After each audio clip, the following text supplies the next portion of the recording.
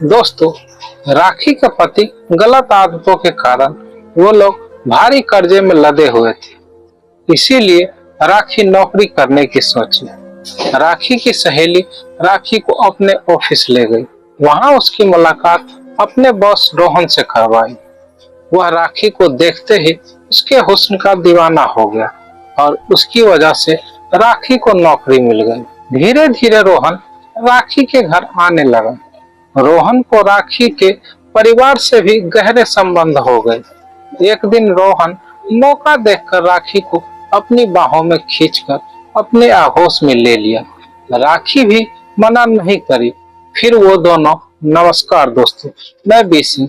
आज की कहानी सुनाने से पहले बस एक गुजारिश, अगर आप हमारे चैनल पर नए हो तो चैनल को सब्सक्राइब करके वीडियो को एक लाइक जरूर कर दीजिए ताकि हमारा हौसला बना रहे। चलिए शुरू करते हैं आज की कहानी। दोस्तों, दिल्ली में रह रहे राखी के पति विशाल एक प्राइवेट कंपनी में अकाउंटेंट थे।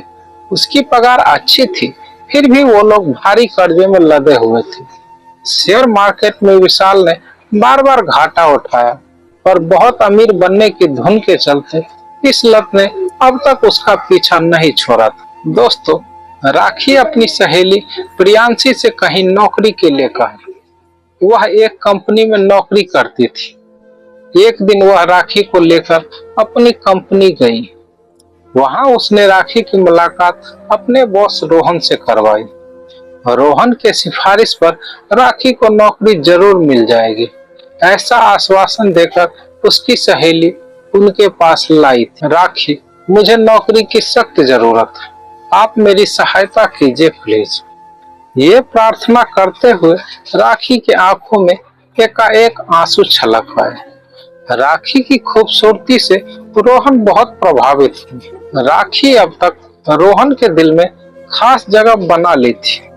दोस्तों, रोहन ने कहा कि मैं भविष्य में उनसे संपर्क बनाए रखूं। राखी अब तक रोहन के दिल में खास जगह बना ली थी। दोस्तों, रोहन ने कहा कि मैं भविष्य में उनसे संपर्क बनाए रखूं। मैं पूरी कोशिश करूंगा कि आपका काम हो जाए। इस कागज पर आप अपना संपर्क नंबर लिख दीजिए। उन्होंने पेन और पेंसिल राखी को पकड़ा दिए। करीब 10 मिनट बाद राखी अपनी सहेली के साथ चली आई, लेकिन इन कुछ मिनटों में राखी ने उसका दिल जीत लिया था। राखी को क्लर्क की नौकरी दिलाना उसके लिए कठिन काम नहीं था। करीब एक हफ्ते बाद वह राखी की नियुक्ति की अच्छी खबर लेकर शाम को उसके घर पहुंच गए। वहां उसने रोहन की मुलाकात अपने पति विशाल, सास व 5 साल के बेटे निखिल से करवाई। दोस्तों, राखी की नियुक्ति खबर सुनकर घर का माहौल खुशी से भर गया। राखी के घर की हर चीज इस बात की तरफ इशारा कर रही थी कि वो लोग आर्थिक रूप से संपन्न नहीं है। राखी के पति बातूनी किस्म का इंसान था। उसकी बातों से उन्हें भी मालूम हो गया कि उसकी स्टॉक मार्केट में बहुत दिलचस्पी थी। कुछ देर बाद विशाल मुंह मीठा कराने के लिए बाजार मिठाई लाने चला गया। दोस्तों, रोहन ने आग्रह करके राखी को अपने सामने बैठा लिया। फिर राखी ने कहा, सर, आपकी कृपा से मुझे नौकरी मिल गई है और मैं आपका यह एहसान कभी नहीं भूलूंगी। रोहन के लिए सम्मान के भाव उसे साफ दिखाई दे रहे थे। रोहन, तुम्हें नौकरी दिलाने वाली बात अब खत्म हुई। इसके बाद तुमने मुझे धन्यवाद कहा तो मैं फौरन उठकर चला जाऊंगा। रोहन ने अपनी आवाज को नाटकीय रूप से व्यक्त किया, पर उसके होठों पर मुस्कुराहट बनी रही। दोस्तों, राखी ने, अब नहीं दूंगी धन्यवाद सर।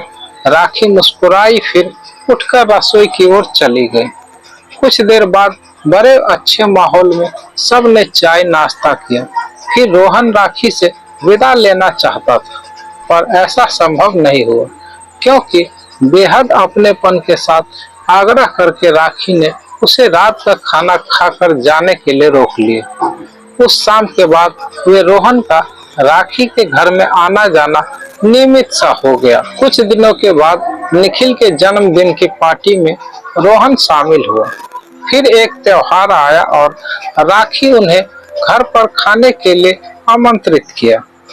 दोस्तों, धीरे धीरे राखी के परिवार के साथ उनके संबंध गहरे होते गए। राखी ने देखा धीरे धीरे रोहन उसकी तरफ आकर्षित हो रही है। राखी ने देखा धीरे धीरे रोहन राखी की तरफ आकर्षित होने लगा। राखी ने देखा धीरे धीरे रोहन उसकी तरफ आकर्षित होने लगा।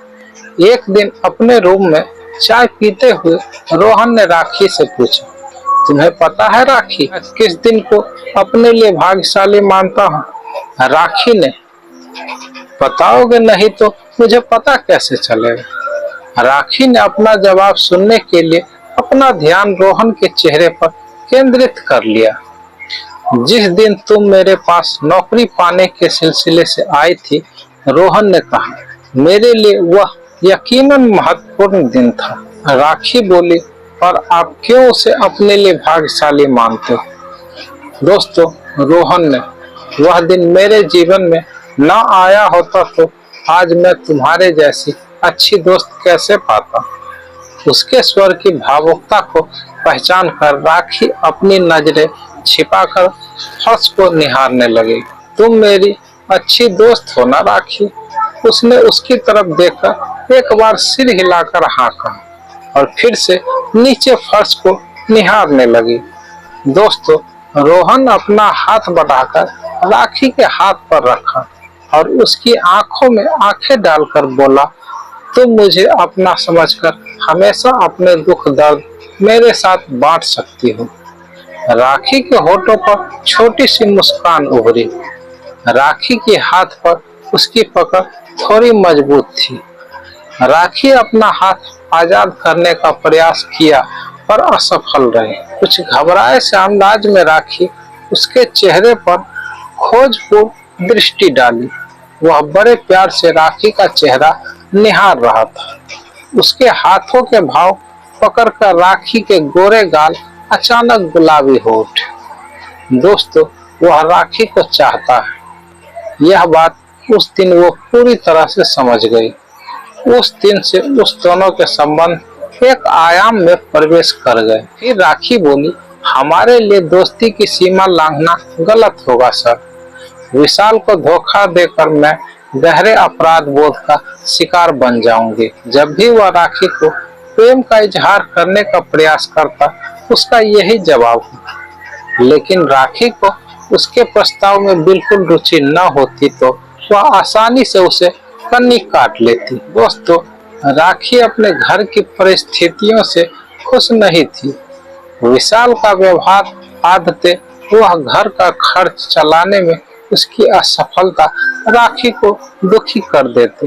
रोहन राखी की बातें बड़े धैर्य से सुनता। जब राखी का मन हल्का हो जाता तभी वह हंसी मजाक व छेड़छाड़ शुरू कर देता। दोस्तों, राखी के जन्मदिन से एक दिन पहले उसने जिद करके राखी को अपने घर चलने का प्रस्ताव रखा और कहा, अपने हाथों से मैंने तुम्हारे लिए खीर बनाए।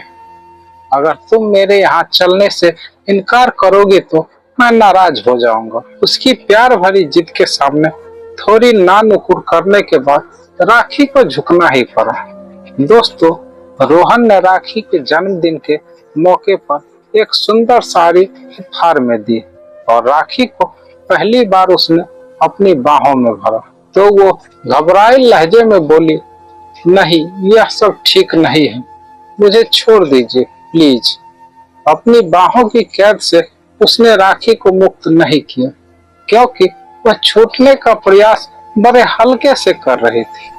उसके मादक जिस्म का नशा उस पर कुछ इस तरह हावी था कि उसने राखी के कानों और गर्दन को गर्म सांसें छोड़ते हुए चूम लिया। राखी झुलझरी के साथ सिसकारी ली, मुंह से ना ना करती रही और उसके साथ वह और मजबूती से लिपट भी गई।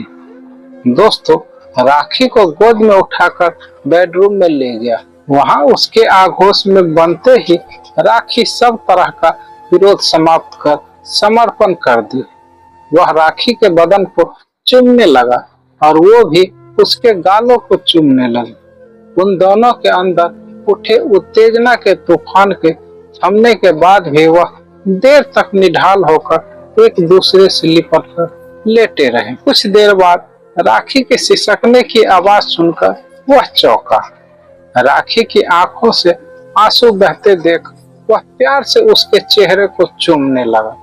नमस्कार दोस्तों, आज की कहानी कैसी लगी कमेंट करके जरूर बताएं और कहानी अच्छी लगी हो तो एक लाइक जरूर कर दीजिए ताकि इसका अगला भाग ला सकूं। हमारे चैनल पर नए हो तो चैनल को सब्सक्राइब कर लीजिए ताकि हमारा हौसला बढ़ता रहे। वीडियो पूरा देखने के लिए दिल से बहुत बहुत धन्यवाद।